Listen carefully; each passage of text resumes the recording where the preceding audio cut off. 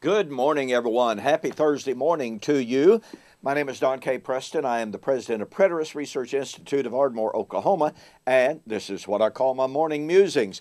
We are looking at the resurrection of 1 Corinthians 15 as it is directly parallel to Romans chapter 8. Now, based on Romans chapter 8, I am developing the theme of martyr vindication and resurrection.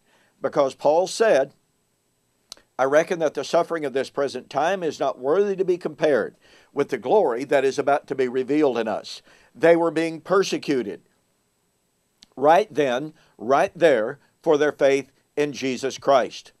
But that suffering, that martyrdom, was going to be vindicated. They were going to be given relief at the time of the redemption of the body, i.e., the resurrection.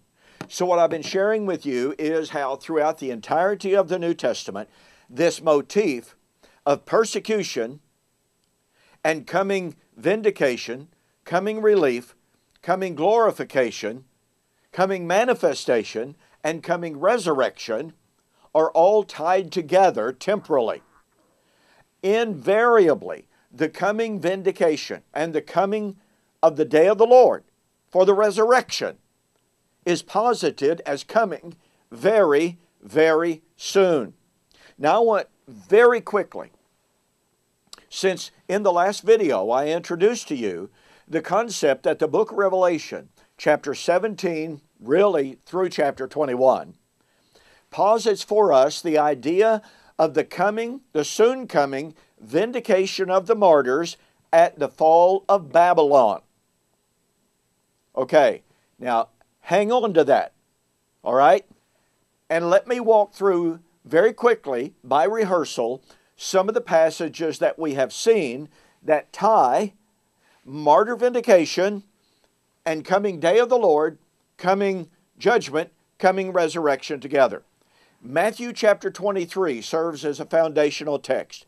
Jesus said, all of the blood of all of the righteous shed on the earth, all the way back to Abel, would be vindicated and judged in his generation in the judgment of Jerusalem. Pardon me. We then have Romans chapter 8. Now I'm skipping over an awful lot of passages, okay? But we have Romans 8. The suffering of this present time, not worthy to be compared with the glory, about to be revealed in us. When? At the resurrection. 2 Corinthians chapter 4. This present suffering that Paul talked about, even though it is but for a moment, works in us a far more exceeding and eternal weight of glory. What is that glory? The resurrection. 2 Thessalonians chapter 1. To you who are being tribulated, pressured, relief when the Lord Jesus is revealed from heaven. Suffering and martyrdom, relief at the parousia of Christ. James, be patient therefore, brethren, until the coming of the Lord. The coming of the Lord is drawn near. 1 Peter, they had been begotten again unto a living hope that was incorruptible, undefilable, that could not fade away. That's the resurrection of 1 Corinthians 15. And then he says, but if need be, you are in heaviness and trials for a little while, until the revelation of the Lord Jesus Christ, who was, by the way, ready to be revealed. So once again, suffering, martyrdom, promise of resurrection. Well, Revelation chapter 7 depicts for us, and very quickly, Matthew 23, martyr vindication at the judgment of Jerusalem. Revelation 17, I saw this great harlot, we'll have more to say about that, holding a cup full of abominations and sin, full of the blood of the martyrs. Now these martyrs are under the altar saying, how long, O Lord, holy and true, do you not avenge us on those who dwell on the earth? They wanted the judgment of the living and the dead. Babylon is the one guilty of shedding all of that blood? When would that judgment of Babylon the persecutor take place? Well, it would be when the dead would be rewarded. Isn't that resurrection? We'll have more to say about that later. It would be at the great day of the Lord, Revelation chapter 6, 12 and following, in answer to the martyr's prayer. And the martyrs would be vindicated when that harlot city, Babylon, whose cup was full of sin, was judged at the coming of the Lord. Revelation 18 and 19. Oh, and it would be at the end of the millennium.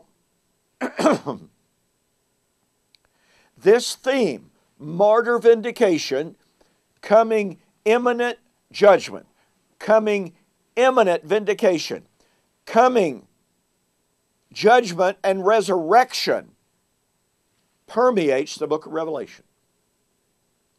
And when did Jesus say, pardon me, he was coming in judgment of that harlot city? Well, Matthew 23, unless Jerusalem and Babylon are two totally separate entities, separated by millennia, and we'll prove they're not, then Babylon was Jerusalem. When was Jerusalem going to be judged and destroyed for shedding all of the blood shed on the earth? In Jesus' generation. When was Babylon going to be judged for shedding all of the blood shed on the earth? Well, Jesus said, "Behold, I come quickly." Folks, the evidence is overwhelming if we will accept it. Listen, go to my website, get a copy of my book, Who is This Babylon?, in which I discuss these issues in depth. I mean, the identity of Babylon is the key to eschatology. Because the judgment, the coming of the Lord, and the resurrection are tied to the fall of Babylon. So, go to my website, donkpreston.com, bibleprophecy.com, order the book, mention that you saw the offer on YouTube or Facebook, total price, $19.95. Hey, thank you so much for joining me for this morning's Morning Musings. Hope you have a fantastic weekend. Lord willing, we'll see you on Monday.